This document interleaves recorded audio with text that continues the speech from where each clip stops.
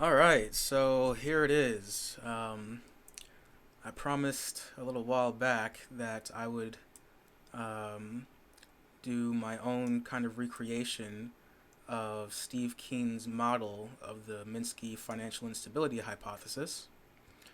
And here we are. So, the way that I'm going to present this is that the first thing I will do is I will demonstrate the dynamics of a investment-based capitalist economy in the absence of any debt-based financing of investment. And this will show the presence of cyclical dynamics. Okay, so even in the absence of any debt-based financing, we still have that an investment-based capitalist economy will be an inherently cyclical, dynamical system. And to start with, um, we fundamentally have that the fundamental construct of this economy will be investment, capital investment. Okay. So the net investment is going to be the rate of change of the capital stock. The capitalists are going to have some initial stock of capital that they start with, and this capital stock is going to change as investment takes place. Okay, we define that the GDP of the economy is going to be determined by the capital stock and the capital output ratios. There's going to be some labor force, which is going to be a function of that GDP and the labor productivity ratio. That's going to give us a labor force. The labor force divided by the population is going to give us our employment rate. The employment rate is going to influence this this flow variable called the wage change function, and essentially it's just going to be a um, a function determined by the employment rate, the labor force participation rate, and the slope of the employment rate, basically the rate of change of the employment rate. These parameters are going to give us a wage level. Multiply that wage level by the labor force and it's going to give us the wage bill. The wage bill divided by the GDP is going to give us a wage share, basically the worker's share of the GDP output. The output subtracting the wage bill is going to give us our gross profits, and those gross profits are going to be what determines our gross investment.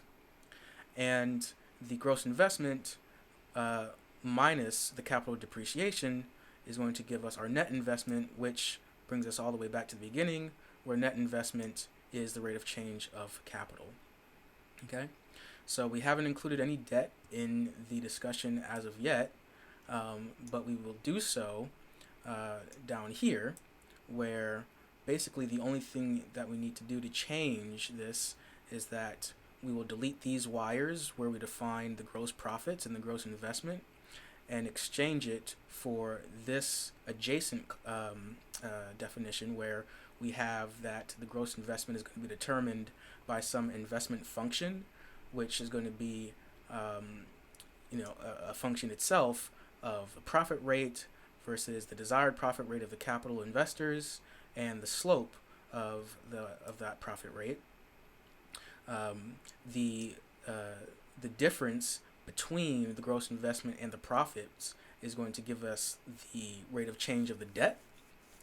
The debt itself multiplied by the interest rate on the debt is going to give us our interest payments, and then our profits in our debt-based economy is just going to be a residual of the output, the GDP output, minus the wage bill and those interest payments. Okay. So the first thing that I'm going to do is I'm going to go ahead and I'm going to run the system without any debt and show that what we end up with is an inherently cyclical model. The parameters down here are going to be the parameters defining the labor output ratio or the labor productivity ratio, the capital output ratio, the employment, the rate of change of the employment rate, capital depreciation ratio, and the slope function of the profits basically is a parameter determining how aggressive the capitalist investment is, which takes place in the economy. And so when we run this, we are going to have the following. So let this run for a little bit. Let me zoom in here just a bit so that the graphics don't get overwhelmed. And we can see that the employment, this phase diagram where we plot the wage share versus the employment rate gives us this this circular plot, and over time we see that the point traces out this circular plot. If we come up to the top here and we just look at the employment rate and the wage share, we have constant amplitude cycles of employment versus the wage share. Okay, if I zoom in just a little bit, see if I can make this run just a little bit quicker. All right, then we can see that this is basically just going to be a cyclical dynamical system that is going to cycle like this indefinitely over time. Once again, the phase diagram is just this circular plot. But really, what we're most interested in observing is what's going to happen when we include debt-based financing in this economy. So what I'm going to do is I'm going to redefine the gross profits and the gross investments not as being simply a residual of output and wages, but is going to be a function of the investments, and the profits are going to be taking into consideration the debt service that takes place, where we have the investment minus the profits being what gives rise to the rate of change of debt. Okay, so that's the only thing that needed to take place. Okay, and so now if we go back, zoom in here, and we rerun the dynamics, we can see, if I zoom in here, that our debt ratio now is going to be a cyclical function as well with increasing amplitude. If I zoom in over here into the phase diagram, okay, just give the graphics a little bit of time here so that I don't overwhelm. All right, now this speeds up a little bit more, and we can see that we have in the beginning diminishing cycles of the debt ratio as the cycles of the wage share and employment sort of stabilize around the 0.6 to 0.8 0.8 to 0.6 ratio. Okay, if I keep on zooming in here, see if I can get this to run a little bit smoother. Eventually I'm going to be building a new computer here pretty soon as well. But now we can see that after a certain point, the debt ratio begins to increase. Okay, the debt ratio begins to increase, and if I pause this and just come over here, we have that the wage share was diminishing at first, all right, and then it begins to increase. Similarly, the employment rate was diminishing, and then it begins to increase. This is the phenomena of the great moderation that precedes a capitalist crisis. And so if we continue to let the dynamics run, and zoom back over here onto the phase diagram and just let this evolve, you can see that the debt ratio is getting increasingly higher in amplitude. Okay, and eventually there's going to get to a certain point where the whole thing collapses as the debt ratio becomes unsustainable, and there it goes. All right, so we've now had a collapse in the economy due to the debt ratio exceeding some critical level. The employment rate goes negative. Okay, the employment rate goes negative here.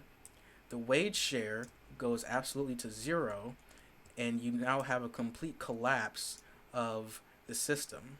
All right, and so this is an illustration of the financial instability hypothesis, um, and the reason why we have this collapse is simply due to the fact that when you have a debt-based investment economy, there will come a point where, due to this combination of parameters, where the capitalist investment is aggressive enough to to give a booming economy, that also gives rise to a speculative bubble, which inevitably collapses in on itself.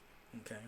Now, Steve Keen has a much more articulate way of kind of presenting this, but what my goal was here was to simply recreate that model in my own kind of way in format here, where I basically, instead of putting the wiring diagram in in in sort of a kind of a more traditional kind of wiring schematic format, I like to put it into these essentially these kind of tables, which are kind of reminiscent to the godly tables that are basically the key feature of the Minsky program. And one thing that is interesting about recreating this model is that no godly tables are actually necessary. So we can essentially build this model based off of first principles and definitions of macroeconomics. Okay, and so I'm just going to go ahead and rerun this system once again. But one thing that I'm going to do is I'm going to modify this this profit slope change function and show that we can actually achieve an equilibrium if we have if we dial in the right value of this profit slope change function. So right now we're starting with a value of 10. Okay, I'm going to let this run for a little bit, and now I'm going to bump it down to 6. And I've already done this before, so I know that based off of the way that I've defined these parameters thus far, this will give me a stable system. Okay, so we have now that the debt ratio isn't actually increasing in amplitude, and so it's not going to end up blowing up our economy. And in fact, we can see that the debt ratio over here stabilizes over time. We don't get increasing amplitudes of the debt ratio, but rather we kind of have stable oscillations around this amplitude of about a ratio of about 1.5 about 1.6 or so. Okay, and so just zoom in here. The more plots that I have kind of going on at the same time on the screen, the harder it is for my computer to illustrate this. But we can see that as the dynamics play out, we're not getting any instability. Okay, so really what this means is that the instability inherent in a debt-based capitalist economy comes from a combination of parameters that would give us a booming economy to begin with. Essentially, the sequence for the collapse essentially starts with sort of conservative investments giving rise to more incentive to take on risk. Okay, so conservative investments beget risky speculative investments, and those speculative investments lead to ever increasing amounts of debt, which end up kind of saturating the profit margin. Okay, and so there will come a time where the debt servicing costs overwhelm the profit margins, and you can no longer suppress the wage share beyond zero, and eventually employment goes negative.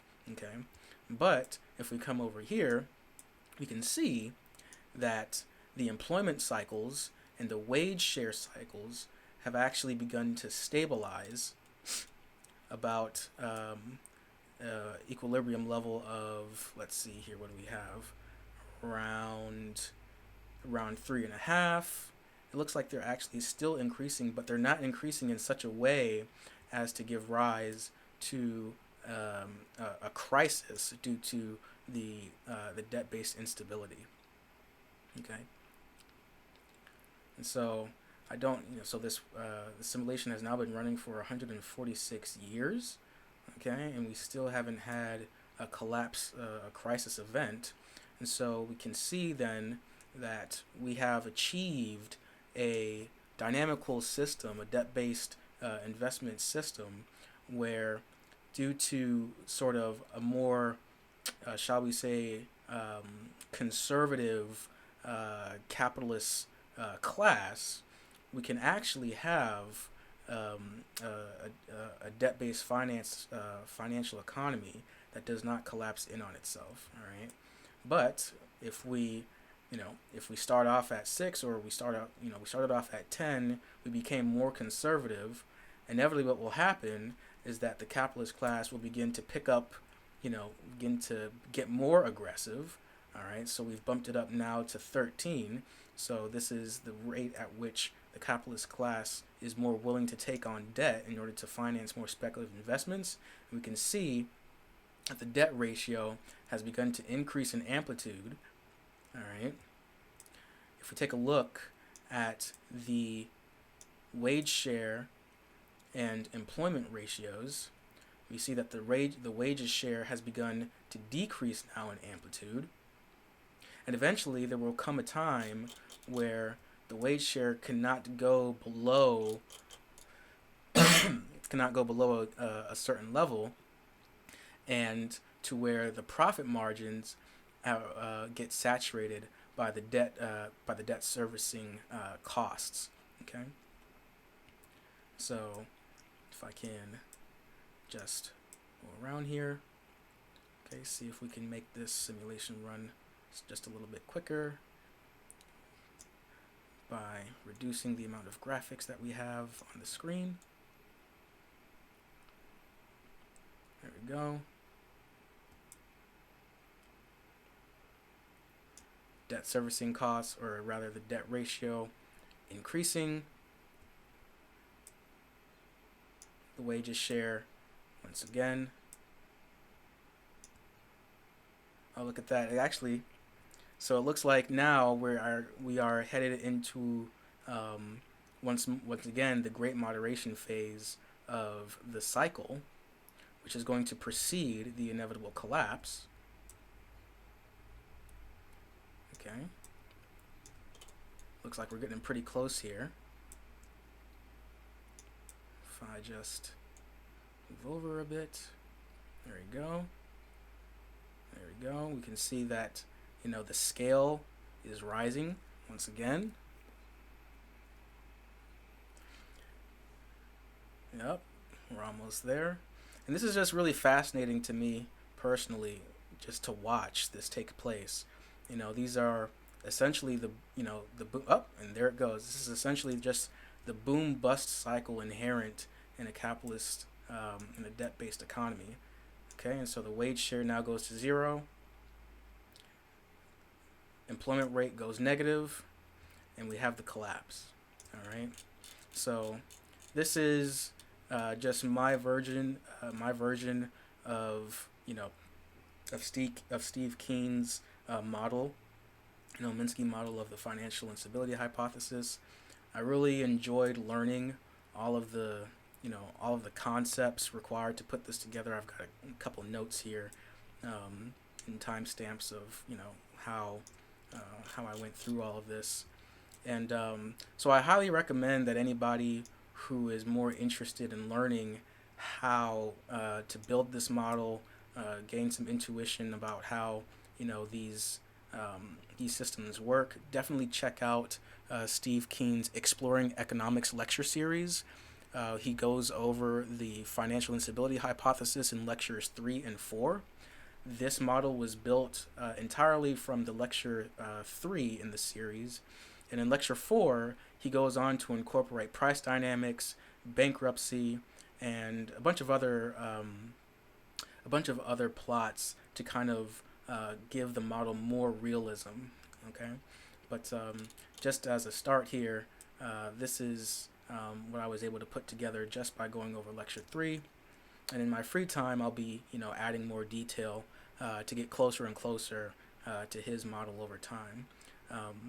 But until then, I hope that you all enjoyed kind of looking at these funky plots, and just kind of sharing this journey with me in exploring economics.